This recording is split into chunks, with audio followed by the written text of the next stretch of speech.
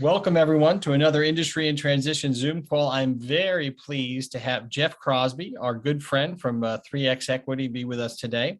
So welcome, Jeff. Good morning, good afternoon. Good to be here. Could be anywhere. It's across country. This is a big deal, Jeff. You're talking to the whole world here. So Jeff, just starting out, you're a $500,000 plus producer as well as CEO of, is it $1 million bucks? I forget what you do. Yeah, hey, there are good $500,000 producers out there. Jeff's is like a $5 million plus producer, so he's a top industry producer, which I think gives you an interesting perspective on both what we want to talk about today, which is this survey that he did about why advisors leave and why that's relevant. I think particularly relevant because Jeff's a very large producer and he has a very successful practice. But B, he also owns 3xEquity. They're the firm that we at AdvisorHub use when you all come to us and say, hey, we want to switch firms. We want someone else. We always recommend people talk to Jeff. And they did a survey about advisor motivations as far as moving goes. So what was your motivation, Jeff, for putting the survey together? Really to kind of continue to be the expert in the industry on advisors transitioning and to really help the advisors. So we sent out a survey to close to 20,000 advisors that have transitioned from their firm to a new firm in the past 5 years or so. So big sample size. And then the respondents was a little over 500 respondents that we built the survey from. So we felt like we had a very good database, good information. And for people who don't know surveys, that is a good sample size. I mean, when you read a political survey, it's like, we asked 10,000 people, well, 200 responded, or, once you get over 300, that's considered a pretty good response for a survey. I'm just chiming in. Yeah. So we were happy, and it's our second survey that we've done. So I think we've, established credibility in the industry and knowledge and being an expert in this space. And I think one of the main things or several things were learned, but one of them is that, advisors are a free agent and they're open to move. And the advisors that moved, it was a high success rate, and over 85% of them were happy that they moved. So that's and part of the question is did you move from something or did you move to something? Push or pull. Exactly. And they were happy in what they moved to, and they weren't excited what they moved from. So that says a lot. Says a lot to the advisor and the broker dealer. I also saw in the which is interesting in the survey that most of the moves, although I guess it's not surprising, were from like to like. That if you were in a BD and moved to a BD, a lot of people move from wire to wire, RIA to RIA. Yeah, and we've got a new survey coming out as well, and we'll be interested to find out more about that with this whole pandemic and workplace environment changing. Are people going to be more open to moving from the wirehouse to the independent model or from the wirehouse to the RIA model? But yes, in the results that we had, most of the advisors moved to their current platform from. Yeah, and in terms of wire and RIA, I mean, there was a decent percentage that moved from wire to RIA. It was infinitesimally small, the number that moved from RIA to wire. So it was still the popular choice is to go independent. Yeah. And as an advisor, though, it's not in the survey, but I can speak to that. Hey, if we get a big drop in the market, stuff happens, you don't have that protection from the broker dealer, you got that scrutiny from the SEC, you don't have your compliance properly set up, that's a lot of heat coming your way. And where a broker dealer, really that's one of the values of a broker dealer is that it can protect the IRA. So we'll see. Right, a lot of stuff's going to happen in this marketplace if we get a big market drop. We'll see a lot more advisors, I think, in transition than we have in the past. And because advisors have made so much money this past decade, let alone this past 5 years, and it's not because they're necessarily working harder. It's the market has risen the tide. The emperor's going to have no clothes soon. So when a lot of people in this business only know an up market, but that being said, it's been dicey with the pandemic. I mean, it's not been, we had some big drops and it's been scary and it feels unsettled, but certainly there are headwinds, right? We've got taxes, we've got regulation, all these things that are sort of pending, and it just creates, I think, a level of anxiety. Well, yeah, for the consumer and for the advisor to know how to advise their client according to their financial plan and all of that. And so I think many of the broker dealers and firms are close to having it figured out how to let their advisors work from remote locations or come into their main office or whatnot. I don't think it's as confusing for the advisor anymore as it is how to advise the consumer in what we're experiencing now. And I was surprised to me initially. I mean, you've been in the business, too, but when that first started with, the pandemic and offices closing, I thought we were really going to see a diminution in recruiting, but it turned out to be a pretty decent year for recruits and people moving. Yeah, for sure. And, and we have found what the survey indicated is the reason advisors move, predominantly the two reasons is higher payout and better technology. And, current firms, broker dealers, those are things that they're working on now, but that's why they moved, and they basically moved to something and from something. And, part of the survey that we'll be doing going forward as well is, how to keep advisors. So Tony, you and I've talked about it, is that, if you and I were running a broker dealer or a firm, we probably would put our attention how to keep our advisors rather than trying to recruit in other advisors, because, the cost of losing a client is super expensive and the cost of marketing is super expensive. So maybe we need to, take care of our own house, so that we don't lose our clients and or advisors in this situation. But advisors are free agent. Companies are, there are firms out there offering 300% of trailing 12. That's on the, the employee channel. Firms are getting aggressive. Why? Because, it's profitable, bringing over an advisor, especially into a wirehouse. And, other firms partners that you have out there, there's a compelling reason to go independent or RIA as well.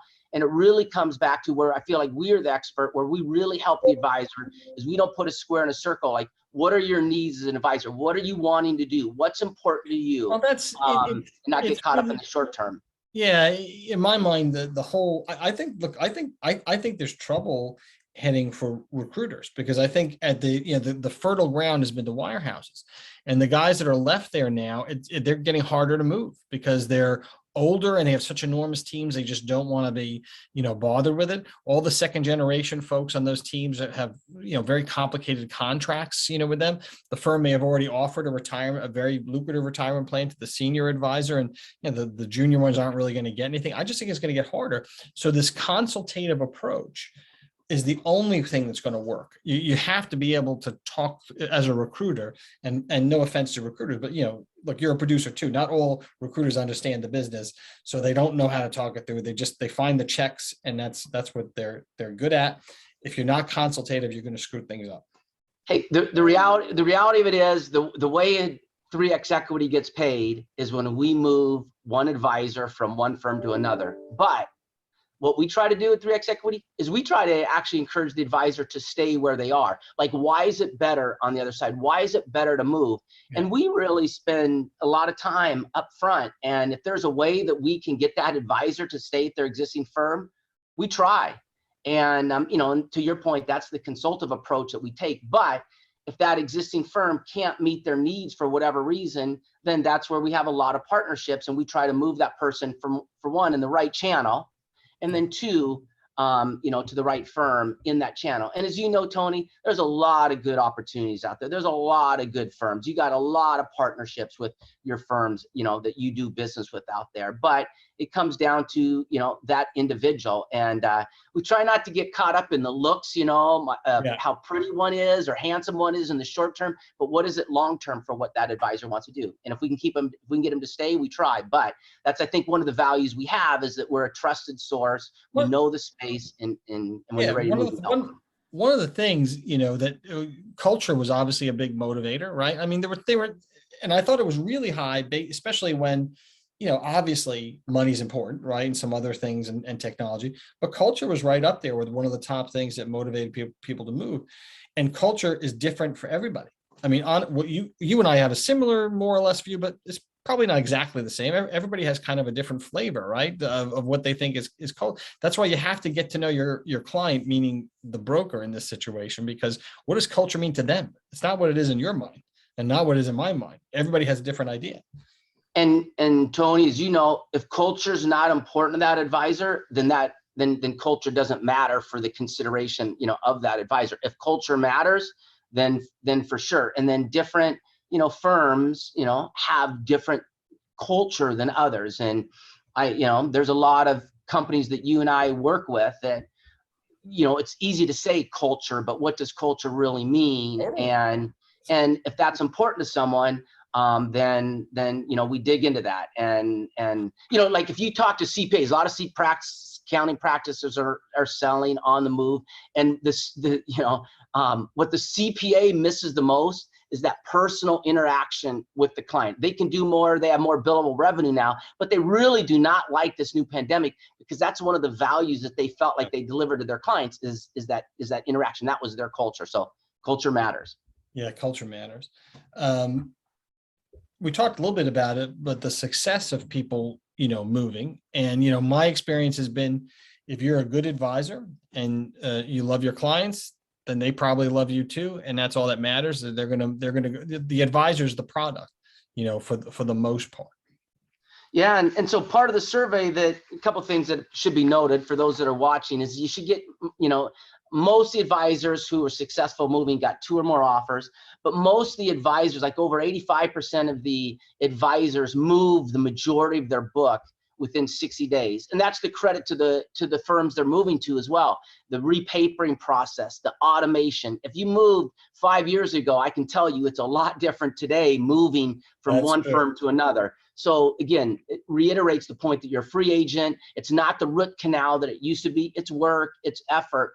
But the firms have really improved the process to make it much easier, much more timely to move your book from one firm to another. And one thing I didn't see in there that I'd be interested to see in the next survey is about legal issues and legal challenges, and what percentage prepared for that, saw that. It's a part of moving that we didn't address, it maybe for the next one it could be addressed. Yeah, and to touch on that, it's interesting that in that one advisor who we spoke to, their franchise agreement, they understood that, but the firm that they were trying to move from had an internal memo that basically preceded the franchise agreement, and they got caught in a sticky situation. So I know you have legal representatives that you partner with AdvisorHub. We have people that we can recommend as well, but it is something you do your homework up front. You understand it, and man, it's not. You want to do it right, and that's why you've got partners, and then that's why I think someone could benefit from 3xEquity, where we can help also put them in touch with the right people to do it the right way, on the legal side. But it's important that firm, that law firm, understands the firm they're moving from, and that's key. Yeah, I mean, there are definitely attorneys who used to work at big firms that are now in private practice, or who worked with FINRA and understand how all these things work. So yeah, definitely legal counsel is key. What's the view, and what do you think the motivations are? They going to change for 2022? What do you think is going to happen for the marketplace in terms of advisors moving? Well, the survey that we're going to be leaning towards, and more have it been in 2022, is how the firm can keep their advisors, what they have to do to provide value. So good advisors don't mind paying a fee to their firm. They just want to get good value for what they're paying. And so a lot of the direction is what would it take for your firm to keep you over the next 5 years? So I do think, although, in answer to your question, I think advisors are going to be on the move. And I think it's going to continue to happen because the advisors are free agent. They can see how short of a time frame it takes to move their book, how successful the move was. And it's the expectations for the broker dealers and the recruiters with the advisor to make sure you get things up front. you set the right expectations, and then work with the advisor. But I'm not so sure it's going to slow down. I mean, I think we're going to see the same pace or more so. And if we get a market drop or volatility, that, then what we're going to see from our understanding is probably advisors are going to be looking to get out of the industry. What we've seen, not in the survey, but a lot of advisors who are looking to succession plan are deciding they want to stay on longer than in the past. So they want to stay on like 2 to 3 years and then transition out over a longer time frame. So, we might see that in terms of the older tenure of advisors out there. So they sell their book, but they bring in a successor or an equity partner, and then they transition out in 2 or 3 years. Yeah. And the issue is on the independent side, those things are a lot more custom than they are on the the larger firm bank wire side, where it's kind of cookie cutter. You have to do the same for everybody versus independent. Your succession plan could be what you want it to be. Yeah. And on the wirehouse side, though, I think you saw a lot more flexibility through the pandemic. They're trying to figure out ways, advisors are now working out of their house. They don't have to go in the main office. We're up here in the Pacific Northwest technology, Microsoft, Amazon, Google, Facebook. I mean, they are giving their employees an option, to stay at home, work. Not all of them are exactly the same, but I think, wirehouses are going to have to get more flexible to keep their advisors. And if they do, that increases their chances of maintaining their workforce, in my opinion. Yeah, well, like I said, I think our business weathered this pandemic pretty well. I think we were pretty well positioned, with the technology that we had to make it happen. Again, my concern. But Tony, again, if you think about it as an advisor, I mean, I've never worked so hard, but it was intentional. But the market, the tide rose, and why, we're still trying to figure out why the market went up so much. The Federal Reserve printing money, providing liquidity to banks. I mean, the advisors benefited tremendously from it. The financial services industry benefited tremendously through this pandemic. So it was a change, but it's probably more a change for the consumer than most of the advisors. It was a big change to the broker dealers, but the financial advisors benefited tremendously through this without working, really any harder. For many advisors. There's no question. I mean, and CEOs of the firm take credit for markets rising. And look, a lot of when you listen to these calls for these big firms, and our assets are up whatever percent. Well, that's the market doing it. It doesn't take into account advisors leaving. When the markets go down and advisors leave, you're going to have some real trouble. You know what I mean? And that's when the emperor's not going to have any clothes, because now you have all these books going down, but you're basing your entire model on fewer books of business because so many guys left. So it's a smaller sample now that you're going to have going forward. So that's a reality that our business is going to face. And the problem with that, though, is there's a lot of smart people that have been saying the market's going to drop the past decade. It's over. So I don't know. It's going to maybe run for a while, and if it runs for a while, then maybe we won't see as much transitions. But for advisors moving, volatility, I think, will create that, and it'll create its own new set of problems. But that's where 3xEquity is positioned well, Tony. We feel, because we try to really try to be the expert. Some guys don't want to talk to their clients when things are down, so they don't want to move. They don't want to talk to them. They just want to avoid them, and some want to leave them behind when they go. Some are many. Yeah, I mean, those, and if you don't, as the advisor, if you don't have the right book, they don't have communication, the right process, those conversations are going to be really tough. You're going to be taking bullets and knives, and that's where, as from a practice management standpoint, I've been doing this a long time. You got to have a very tight process, have your clients' meetings scheduled out for the next 3 years, have really good communication with your clients, have webinars with your clients, so you are educating them what's happening in the marketplace. Most people are fair out there, but if you don't communicate to your clients, that's when you're going to have problems. So anyways, for the advisors, I think that's important. I think it's important for guys to hear, because I think that's the difference between a good advisor and a bad advisor. And frankly, I think my opinion is the markets, are really volatile and go down. If you haven't done that, you're going to have a hard time moving your book. Now, a firm may take you, but if they base it on assets that you're going to bring over, if I'm in some stuff that's dropping, I don't want to move it. I might end up keeping it at the big firm and let them work on me a little bit, while I'm there. For sure. And Tony, like if you were our client on the retail side, you'd have a financial plan each year. You would have 4 scheduled meetings each year on our internal system. You'd be scheduled out for the next 3 years. So for those advisors that are, kind of still figuring out their way a little bit, the more that you do financial planning for your client and really set them up for the long term, when the market drops, you have much greater chance of keeping your client. So that's more of a practice management. Feedback I would give advisors who are listening is try to incorporate your practice more into financial planning than just asset management, because the financial planning, I believe, is what's going to help you keep your clients when we have this market downturn. And it's going to help you to transition. So Exactly. I think that's great. I want to end, that's a high note. So I want to end on a high note like that. I think that's terrific. Jeff, thanks for your insights as both the CEO of 3xEquity and as an advisor. We appreciate it. And we'll see you again for sure.